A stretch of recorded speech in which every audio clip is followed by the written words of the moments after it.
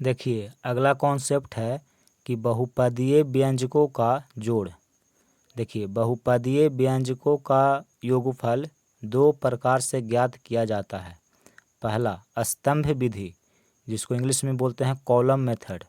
दूसरा होता है क्षैतिज विधि, जिसको इंग्लिश में हॉरिजॉन्टल मेथड कहते हैं। ठीक है, यानी कि अगर आपको बहुपदीय व्यंजक दिया हुआ है और उसको जोड़ना है तो उसको जोड़ने के लिए दो तरीका है।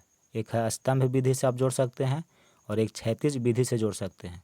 तो देखिए स्तंभ विधि से कैसे जोड़ा जाता है और क्षैतिज विधि से कैसे जोड़ा जाता है, इसके बारे में हम आपको सिखाएंगे। ठीक है, तो पहले तो देखिए कुछ बीजीय व्यंजक आपको यहाँ पे दिया हुआ है। ठीक है, जो कि बहुपदीय व्यंजक है। देखिए एक से अधिक पद है तो ये बहुपदीय व्यंजक है।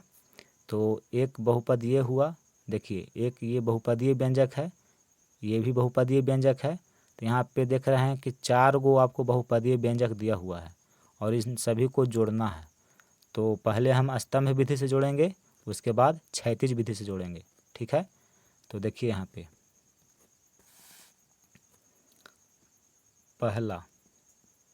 पहले जो बहुपदीय व्यंजक दिया हुआ है उसको हम लिख लेते हैं।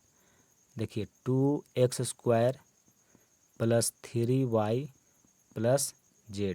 ठीक है, फिर दिया हुआ है 4x² + 3z। फिर आपको दिया हुआ है 2z - 3y। फिर आपको दिया हुआ है -2y + 5x²। ठीक है, देखिए 4 गो बहुपदीय व्यंजक आपको दिया हुआ है और इसका जोड़ ज्ञात करना है, जोड़ निकालना है कि कैसे जोड़ जुटेगा ये। तो पहला विधि क्या है, स्तंभ विधि है। तो स्तंभ विधि से देखिए हम जोड़ते हैं। स्तंभ विधि को इंग्लिश में क्या बोलते हैं, कॉलम मेथड। तो देखिए सबसे पहले ये जो व्यंजक आपको दिया हुआ है इसको यहाँ पे लिख लेंगे 2x² + 3y + z। देखिए दूसरा बहुपदीय व्यंजक ये है और इसको इसके नीचे लिखेंगे। ठीक है, और जो चर है समान चर सजातीय पद उसी के नीचे लिखेंगे। देखिए ध्यान से, यहाँ पे 4x² है, यहाँ पे देखिए 2x² है। तो ये और ये दोनों सजातीय पद है। ठीक है, इसलिए इसको इसके नीचे लिखेंगे। ठीक है, देखिए 4x² है तो यहाँ पे लिखेंगे 4x²। देखिए तो इसको तो यहाँ पे हम लिख दिए। अब यहाँ पे प्लस में 3z है तो आप यहाँ पे प्लस में 3z नहीं लिख सकते हैं। ठीक है, देखिए यहाँ भी चर z है और इसमें देखिए यहाँ पे चर z है तो इसके सामने नीचे लिखिए। ठीक है, तो प्लस है तो यहाँ लिखेंगे +3z। ऊपर में भी z, यहाँ भी z, तो सजातीय पदों के सामने सजातीय पद को हम लिख रहे हैं। ठीक है, फिर इसमें देखिए, इसमें देख रहे हैं कि 2z है तो देखिए z यहाँ पे है तो इसके सामने लिखेंगे 2z। तो देखिए 2z को यहाँ पे हम लिख दिए। अब यहाँ पे माइनस में 3y है तो देखिए y यहाँ पे है, यानी कि ये और ये दोनों सजातीय पद है तो इसको सजातीय पद के एकदम सामने लिखेंगे। माइनस में 3y है तो यहाँ पे माइनस लिखेंगे। देखिए 3y के एकदम सामने इसको यहाँ पे लिख देंगे। तो 2z - 3y लिखिए, चाहे -3y + 2z लिखिए, आगे पीछे लिखने से कोई फ़र्क नहीं पड़ता है बीजीय व्यंजक में। ठीक है, आप आगे पीछे लिख सकते हैं। तो 3 गो को तो हम यहाँ पे लिख लिए एक एक करके।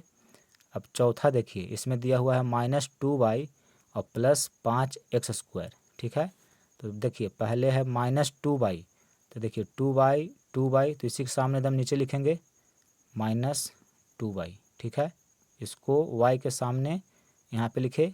अब प्लस में देखिए 5x² है तो देखिए x² यहाँ पे है तो इसके सामने एकदम यहाँ पे नीचे लिख देंगे यहाँ पे 5x²।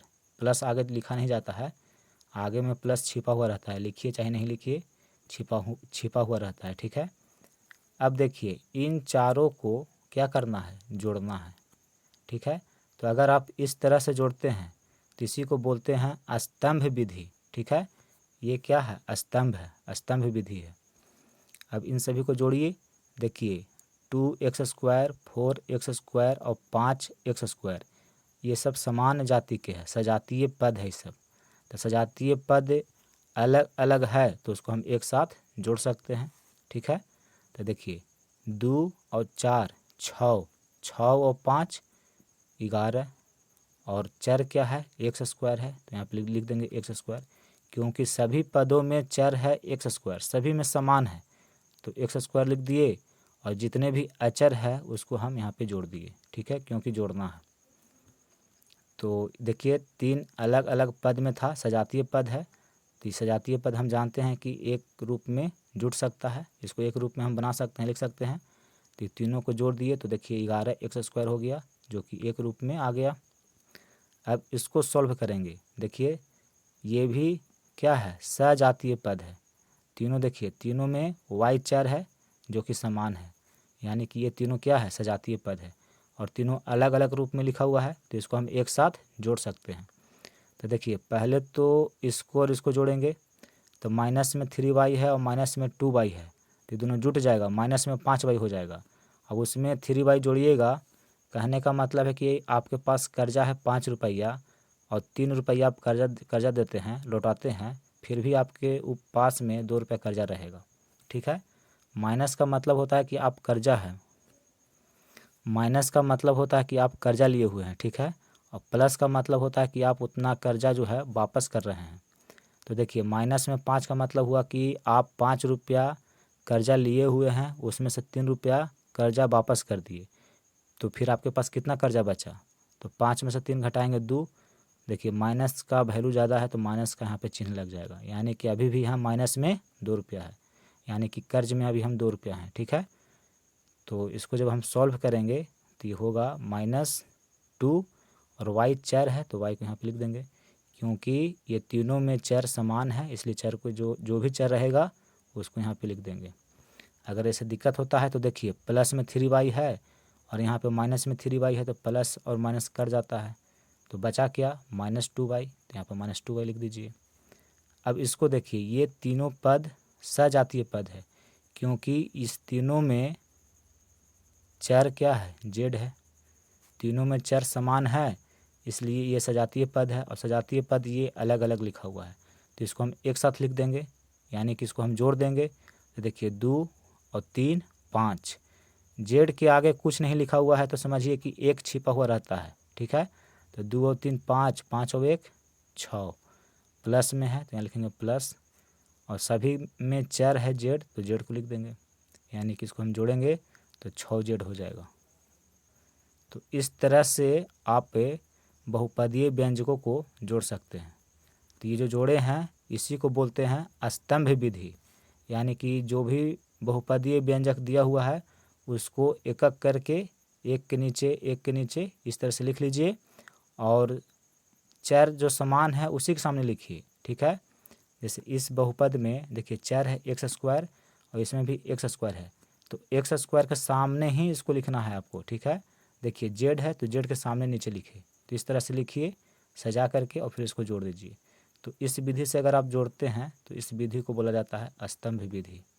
ठीक है, फिर देखिए इसी बीजीय व्यंजक को, ये जो बहुपदीय व्यंजक दिया हुआ है इसको हम क्षैतिज विधि से जोड़ करके सिखाते हैं कि कैसे जोड़ा जाता है क्षैतिज विधि से। तो देखिए इसको अब हम क्षैतिज विधि से जोड़ करके दिखाते हैं कि क्षैतिज विधि से कैसे जोड़ा जाता है। ठीक है, तो पहला जो बहुपदीय व्यंजक दिया हुआ है उसको यहाँ पे हम लिखेंगे 2x square plus 3y plus Z. ठीक है, इसको ब्रैकेट में इस तरह से बंद कर देंगे, फिर यहाँ पे लिखेंगे जोड़। क्या करना है, इन सभी को जोड़ना है, इसलिए यहाँ पे हम जोड़ का चिन्ह लगा दिए। अब अगला जो बहुपदीय व्यंजक दिया हुआ है उसको यहाँ पे लिखिए। तो देखिए अगला है 4x स्क्वायर प्लस 3z। ठीक है, तो पहला जो बहुपदीय व्यंजक यहाँ पे लिखे, दूसरा बहुपदीय व्यंजक यहाँ पे लिखे, तीसरा देखिए ये है, तो इसको भी जोड़ना है, तो जोड़ का चिन्ह लगाएंगे और इसको ब्रैकेट के अंदर में यहाँ पे लिखेंगे 2z माइनस 3y, फिर प्लस का चिन्ह लगाएंगे क्योंकि जोड़ना है। फिर देखिए ये है आपका बहुपदीय व्यंजक, तो इसको भी लिखेंगे -2y प्लस 5x स्क्वायर।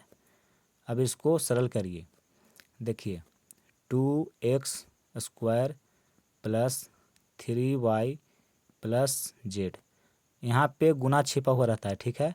तो यहाँ प्लस है, यहाँ भी प्लस है, तो प्लस में प्लस से गुना करते हैं तो प्लस होता है। 4x² है। फिर देखिए प्लस में प्लस से गुना करेंगे तो प्लस होगा। 3z है तो लिखेंगे 3z।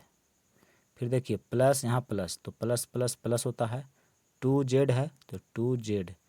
यहाँ प्लस है, यहाँ माइनस है, तो प्लस में माइनस से गुना करेंगे तो प्लस माइनस माइनस होता है। 3y है तो लिखेंगे 3y। फिर देखिए यहाँ प्लस यहाँ माइनस, तो प्लस में माइनस से गुना करिएगा तो -2y। यहाँ पे गुना छिपा हुआ रहता है, ठीक है। तो देखिए प्लस में माइनस से गुना करिएगा तो माइनस होता है। फिर यहाँ प्लस है, यहाँ भी प्लस है, तो प्लस में प्लस से गुना करेंगे प्लस 5x²। तो ब्रैकेट सबको हम हटा दिए। अब इसमें देखिए जो सजातीय पद है उसको एक साइड लिखेंगे और जो विजातीय पद है उसको एक तरफ लिखेंगे, ठीक है। तो इसमें चेक करिए कि कौन कौन सजातीय पद है और कौन कौन विजातीय पद है। तो पहला देखिए इसमें पद हम देख रहे हैं कि 2x² है। तो इस पद में चर क्या है, x है और इसका घात है 2। तो आप चेक करिए कि बाकी पदों में कहाँ कहाँ x चर है जिसका घात 2 है।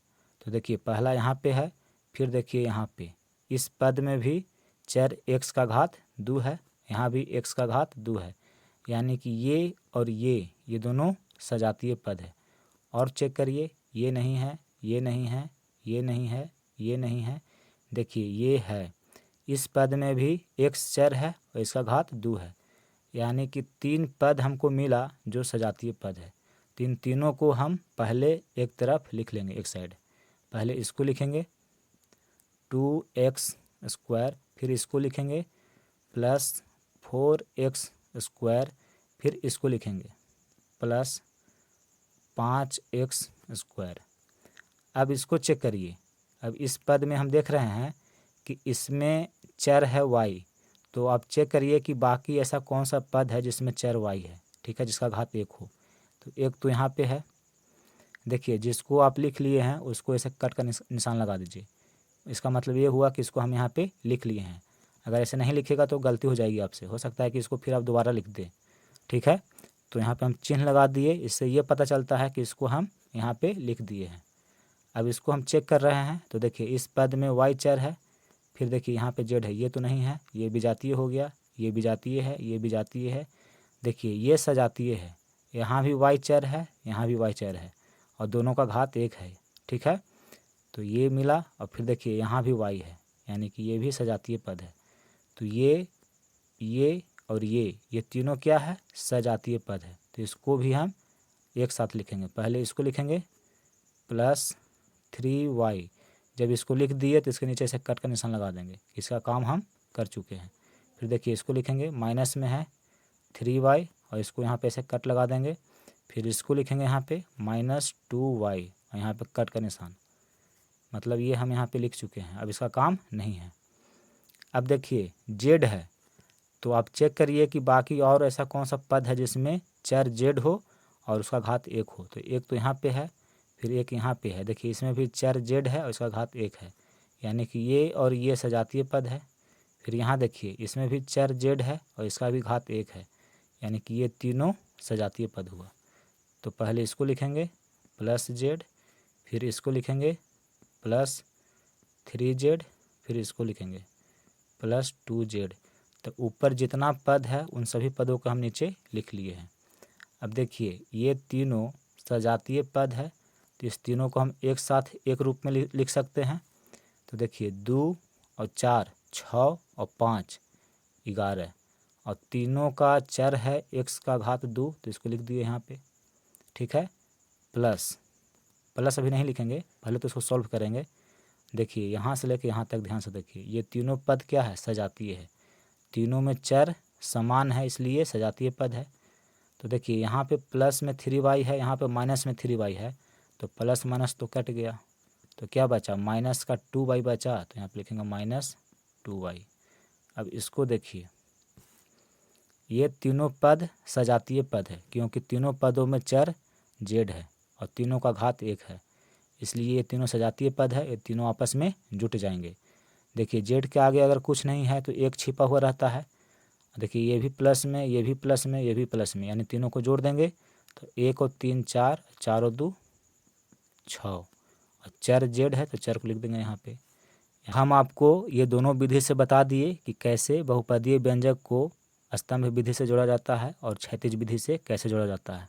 तो आपको इस दोनों विधि में से जो विधि आसान लगे उस विधि से आप जोड़ सकते हैं, ठीक है। जबकि मुझे देखिए दोनों विधि आसान लगता है, कोई भी विधि से हम बनाएंगे तो हमको आसान ही लगता है, ठीक है। तो आप क्या करिएगा कि आप बनाइएगा स्तंभ विधि से शुरुआत में।